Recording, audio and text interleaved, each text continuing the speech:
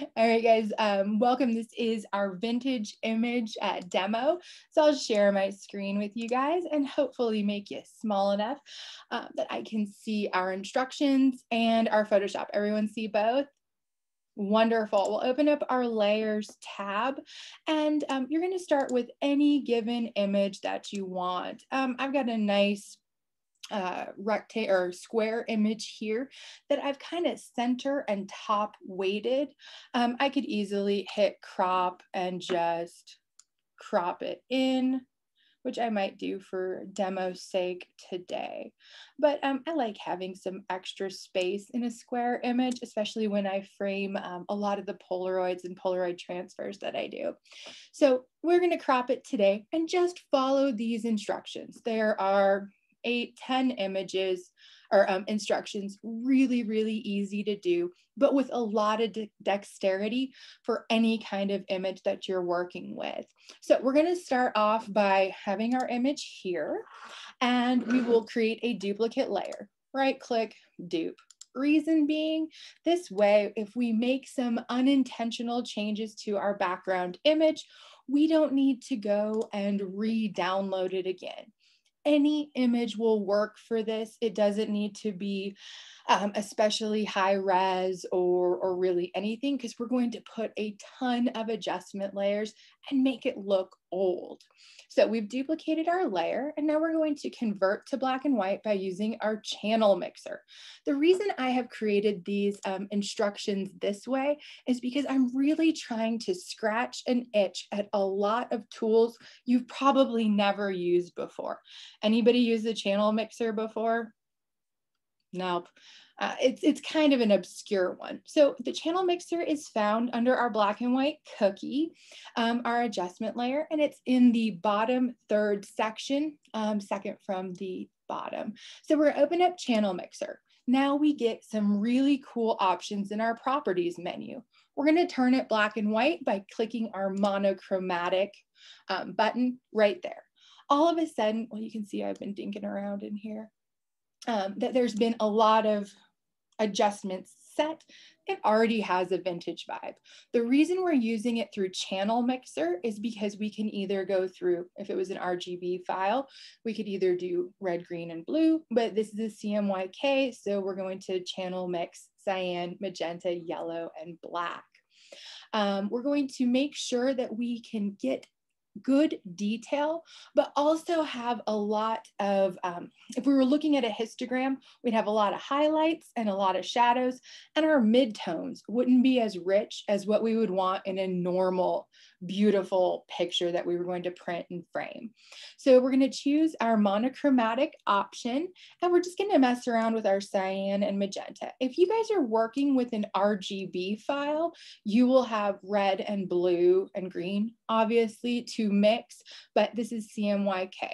At this point, for these options or for these assignments, you can make them RGB or CMYK. But quick crash course, anything you plan to print needs to be in CMYK, and I wore my CMYK earrings, and anything that you're putting to the web will be RGB, and I have my RGB earrings on.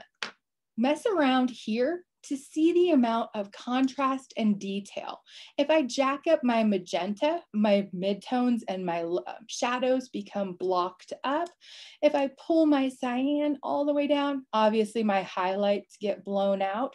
We want to just make this your best interpretation of what seems old and what seems vintage. As a photographer, we want a beautiful array of midtones, highlights, shadows. But as a person who taught darkroom for so many years, new photographers love what? High contrast, high saturation. And a lot of old images just got printed high contrast, not high saturation, because they didn't have color for so many years. There's going to be a higher level of contrast and some blocked up shadows. So you play around with this until it awakens kind of a vintage vibe to you. And remember, since it's an adjustment layer, when we go to our layers tab, it is turn on, turn off.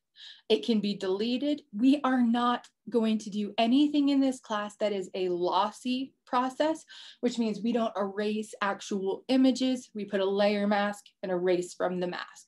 We all on board with that? No file degradation. We respect the pixel around here. I think our next Yorkie might be named Pixel. Well, I'll have to stay tuned for that. That was step 2. Here's the channel mixer. Let's see what I did when I was making the demo. Well, gosh, isn't that just about the same?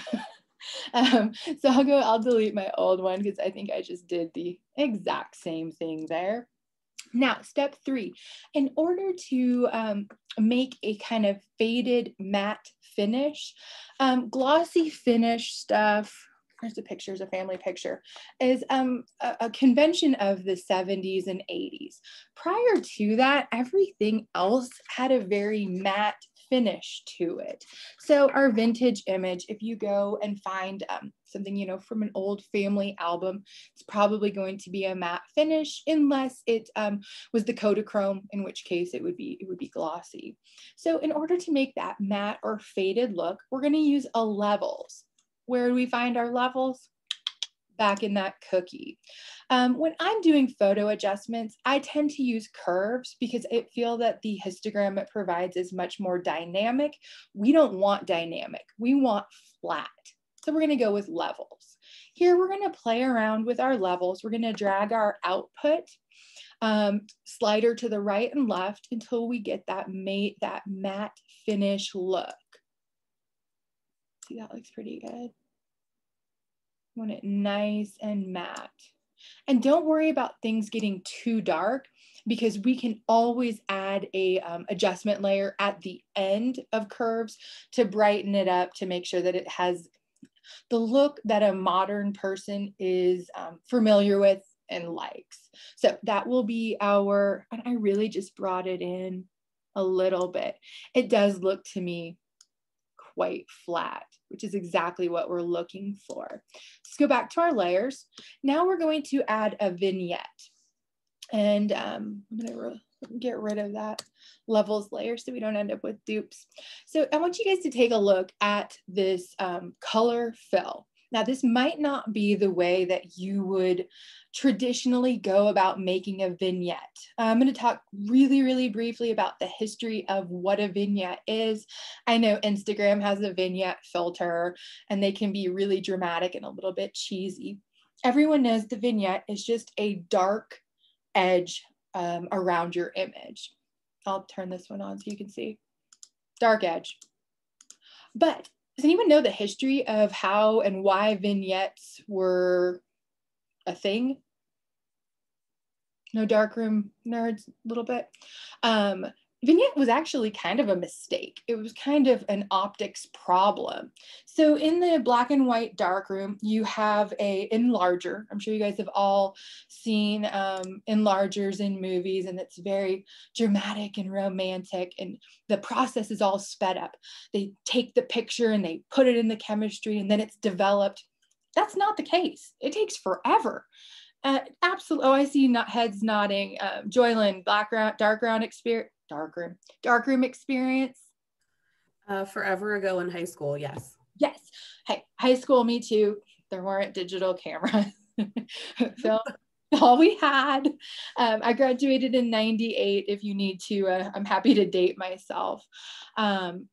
So you have the canister of light that comes down from the enlarger, and then you have what we would call the bellows. It was a little clamper that you would put your negative strip in, slide that in. Well, your negative was what? A rectangle, and the column was a cylinder. So the cylinder would cast a cylindrical shape of light, but you're making a square picture because Kodak told us in the 50s, pictures are square. When they brought, all my cameras are downstairs. When they made those square box cameras, you would send your camera in, they would load it up with film. Obviously our apertures, the hole by which the light comes in and describes images on our chemistry, is round. But people didn't want round pictures, they wanted square pictures. So the tops, the bottoms, and the sides got cropped off. Also, those edges didn't receive as much light as the center portion of the image, hence the vignette. So it was really a negative thing forever and ever. And just like everything else, we take it, reappropriate it, and decide it's cool. Bell bottoms, skinny jeans, rinse and repeat. The problem with the vignette is really a optics issue. And if you are so inclined and nerdy like me, you can look into what is called the circle of confusion. As the light from the enlarger is cast down on your template, the light around the edges is not as sharp or descriptive. What hits in the middle is what's the good light, hence not part of the circle of confusion. So long story short, we like vignettes now. Photographers still think of it as a bad thing. Kind of like maybe 5 years ago, everybody had those rays of light. Oh God, what's it called? Everyone wanted them in their pictures. But to me, who said it? Flare. Yes, lens flare. Lens flare is bad. We don't want lens flare. That means you don't have a nice hood on your lens, you're shooting into the sun. But 5-10 years ago, all of my photo clients loved it. And I was like, all right, shoot into the sun. And now Photoshop has a fake lens flare that you can put in your picture. Trends, how it goes. So let's make a vignette. Now, again, you guys can go about this all sorts of different ways. You could grab your burn tool and a big fluffy brush. And I want it fluffy and big and just burn in around the edges, but that's not going to be an adjustment layer, right?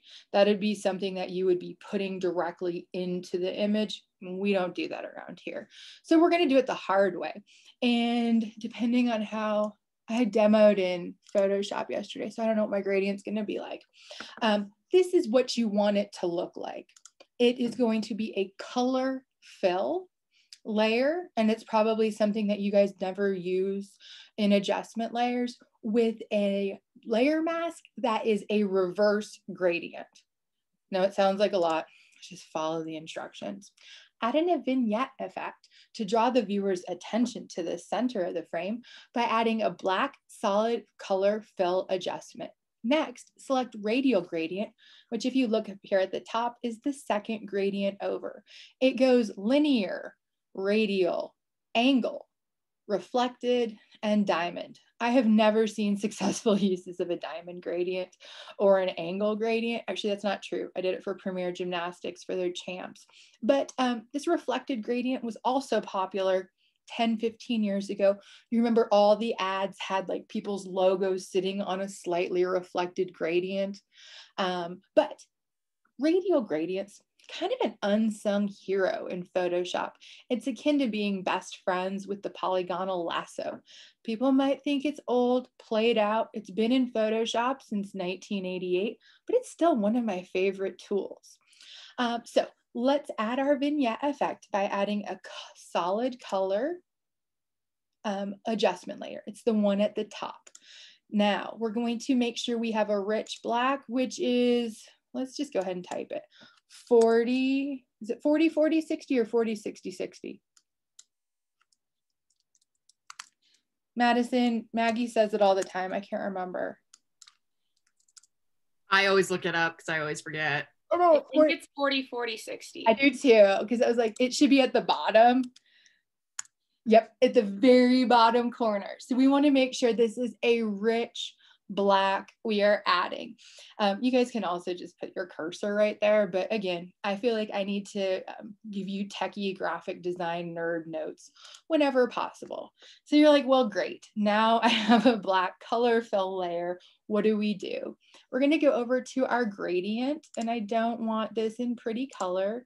I want it in black and white, and I can't remember which direction it goes. So we'll just practice together. This needs to be on your layer mask. We all on board there? I feel like I'm going to get some emails. It doesn't work. If you're over here, you're going to get a make sure you're on your layer mask. Then we're just going to pull a circle. Ooh, it's beautiful. We can move it around until we're happy. We can make it long so it has soft edges, or we can make it short so it's very focused. We can also hit V, our move tool, and move it around. We can Command T and stretch it out. You can really play around however you want. And then as soon as we place it down, let me make sure I remember, it's soft light. I don't know if I put that in there. You guys might not need that in your notes. Yeah, oh, I did. Change it to a fill of soft light or a blending mode of screen. So it's up to you. I think this is super crazy dramatic. So we're going to add a blending mode. Everybody pause. Everyone know where blending modes are. They are not the same thing as adjustment layers. They add a blending mode to the layer as that it will, all right, everyone knows about our sandwich. Whatever layer is on top, that's the top piece of bread. It is going to be visible across all the layers. Whatever's on the bottom, that is what is our base or background. Each adjustment layer is just like a layer, but the blending mode that we attribute to it is how it affects the layers below. You guys are probably all familiar with multiply. That's probably the most popular blending mode, but I am a big fan of lighten and screen. For this one, did I say lighten, screen, or soft light? Ooh, let's go down. Soft light's nice too. Let's take a vote. Soft light or screen? Ooh. Soft light, I think so too. So you might want to make notes if you are taking those. I have to because I'm like that. We went with soft light on this one. Let me close and see what I did here. Yep, soft light, same thing. And play around with the size that it is. And remember, since it's an adjustment layer, you can always adjust it. It has not been put into the image. It is still sitting on top of it like a layer of Chipotle mayo or turkey, whatever you want on your layer sandwich. And remember, yes, like I said, as long as you're in this layer mask portion and we know which one is highlighted because of this white bounding box around it, we can Command T and transform the shape. I think we need to bring it in a little bit just for a little more drama. Why not? No, I can still see the top layer. I'm gonna take it up to the top at least. There we go. And if you don't like it, you simply highlight the layer and hit delete and it goes away. So I'm gonna go with my one that I had made earlier. Same difference. Everyone on board, let me stop for just a second and check the chat. Nate, I'm more used to using RGB. That's fine. RGB for anything going to the web, CMYK, anything going to print. And that's a bigger deal when our show is in person and Carl and I are printing everything. We don't want to convert. And generally RGB images are a little bit brighter and MGD are a little, or MGD, and CMYK are a little bit more subdued. And that's just the nature of RGB having the virtue of being backlit by light, and poor CMYK has to shine its brightness from within because it's just printed on white paper. Other notes. Yes, 40, 40, 60. Thank you, Nate. I don't know why I always want to say 40, 60, 60, but that'll have a little bit too much red in it. All right.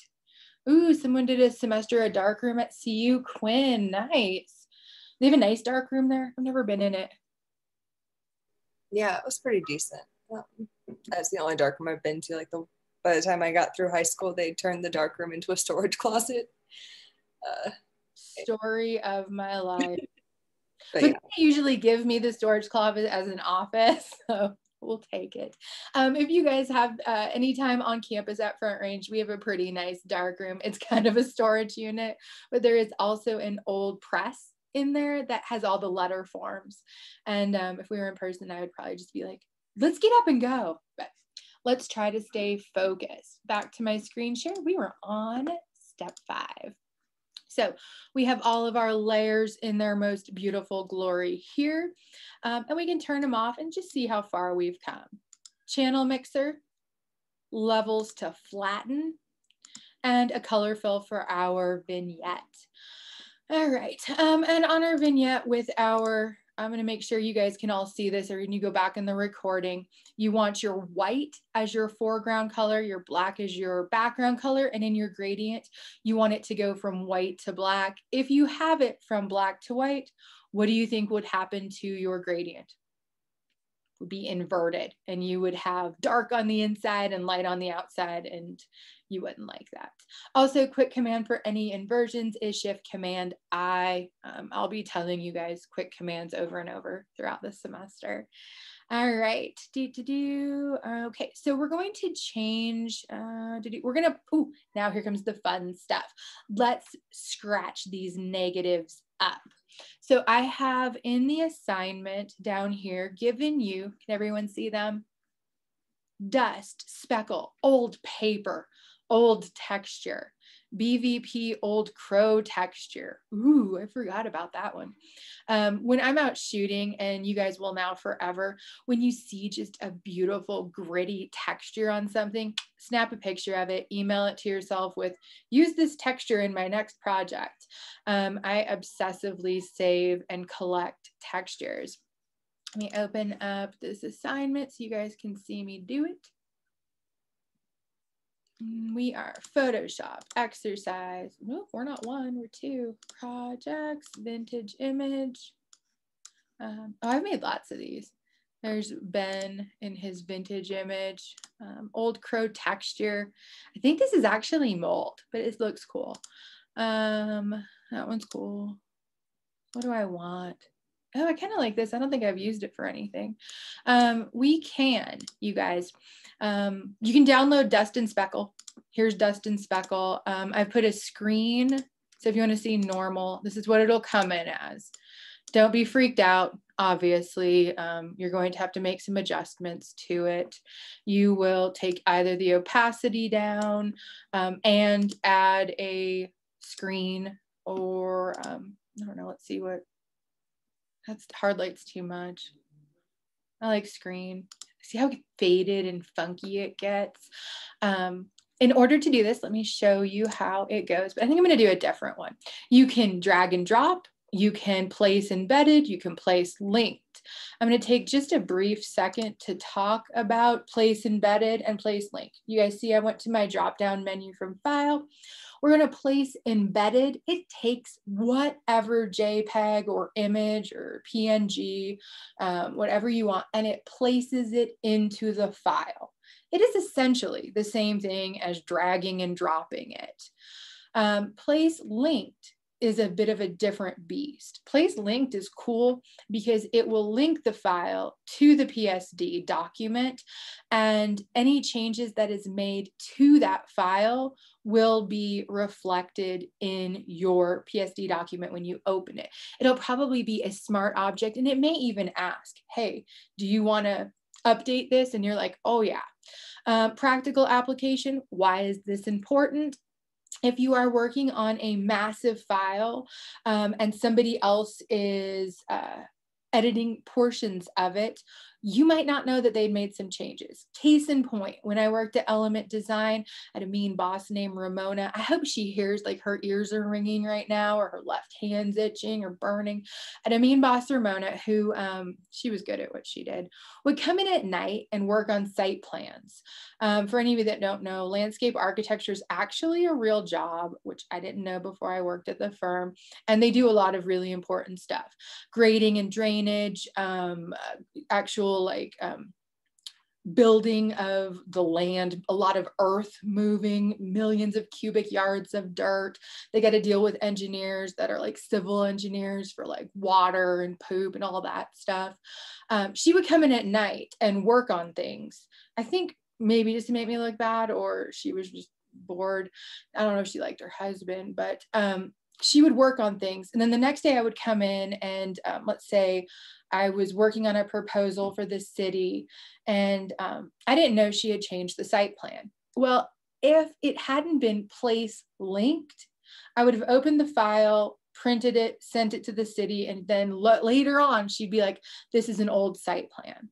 So if you're going to work collaboratively with anyone, let's say you're making a band poster and the singer compulsively changes the logo, place linked, and then it will be forever linked to the file. And that works really well if you're working on an extended, like a D drive server between a bunch of people. This is just yours. Place linked is fine, or let's do things the easiest way. Let's drag and drop this. So I'm gonna just drag and drop.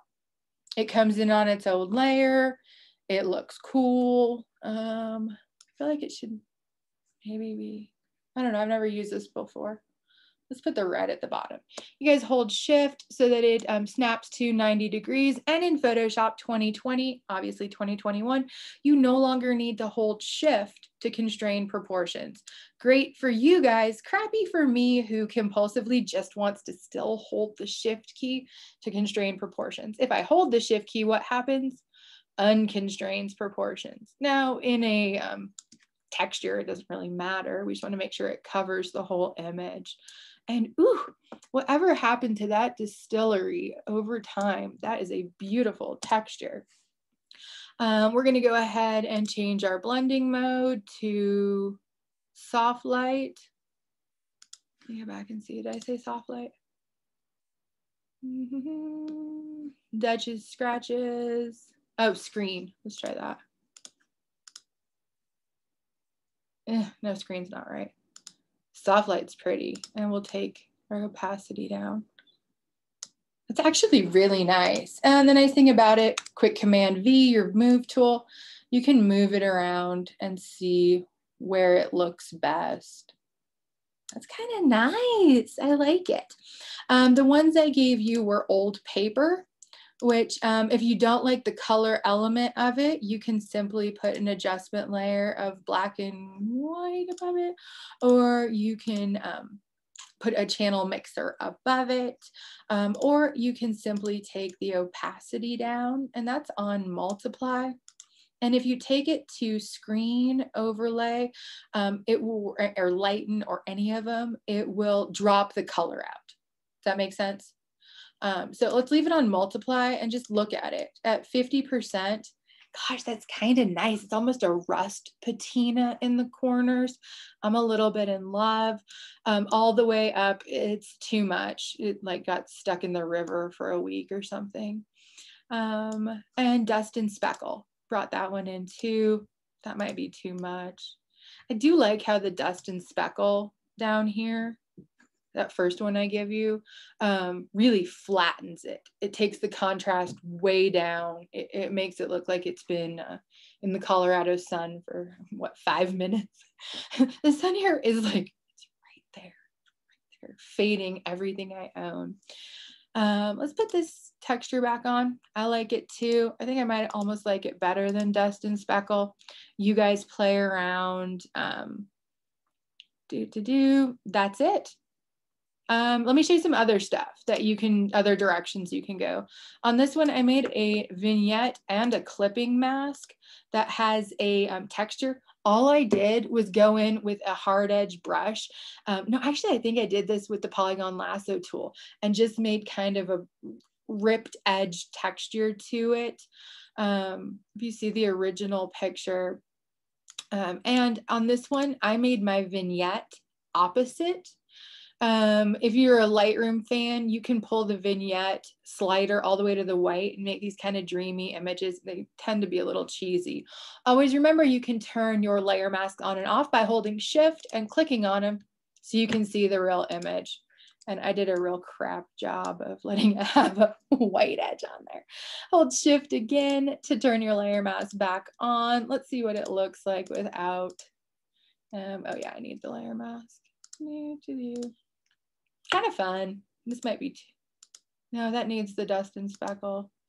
This one that I give you, I don't remember what it's called. One of the old papers. It's got a really pretty, it's this one. Let me just turn this off so you guys can see the actual. Oh, I put a blur on it. That's what I did. Let me pull in the real one so you guys can see it. Old paper.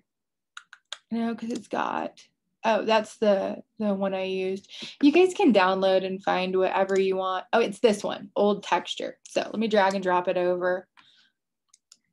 I left blue on top. Remember, hold the shift key so it'll snap to that 90 degree. And just stretch her on out.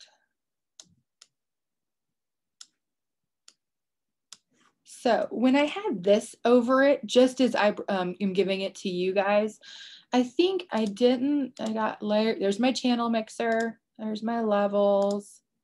Obviously I need to put a LSD overlay, vignette. I think I wanted to lighten it up. There's a curves layer. I didn't like, you guys see at the top, this kind of blue, I don't know, like a wallpaper or something. I didn't like it. So all that I did was under filter, I went to blur, Gaussian blur. I think I took it up really far, just smushed it. If we leave it, I think the default is 5 pixels as a radius. Let's just take it up to like 7. You can see that it's going to still have some of the texture, but not as much. If I turn that one off, you can see there's a lot more texture to it. Now, a nice thing that you could do with this is make it huge so that the blue to brown gradient isn't so dramatic. Yep, and just, I think that's actually kind of nice. Oh yeah, I love that. Let me see. Yes, I have a bazillion examples. Do I have student examples? I don't know if I do. There's some rough edge paper, old paper. Ooh, like some postal paper stuff. You guys take and run with this process. The directions are super, super easy and simple to follow. What I am more interested in is what you're going to do with it, how it's going to feel, and if you want to take it one step further and make a production quality piece out of it. How cool would it be to turn that Old Crow Distillery picture into Old Crow Medicine Show band album cover? Or that skull, I don't know, take it like 2005 and make it like some techno dance, the Faint cover album, whatever. Maybe it's a magazine, a photography magazine. Snag a mock-up online. I have a giant collection of mock-ups I will share with you. No, I probably just opened some program I didn't want to. No, mock-ups. There's envelope mock-ups. This might take a minute to open. There's an envelope. Here's a book dust jacket.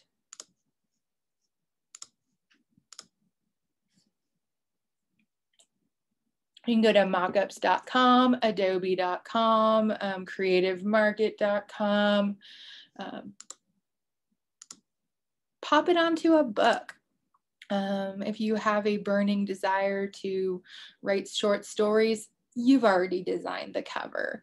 What else do I have? Pitch deck, Polaroid. Oh, I made that. It's a Polaroid mock-up. We don't do snowboards in here. Golden foil mock-up. What am I going to do with that? Oh, yeah, no, that's a nice one. Golden foil effect. Some washi tape. Go crazy with it. I did accidentally open Excel. I'm surprised I didn't just totally crash me out. Questions about this? I'm going to go ahead and stop the recording.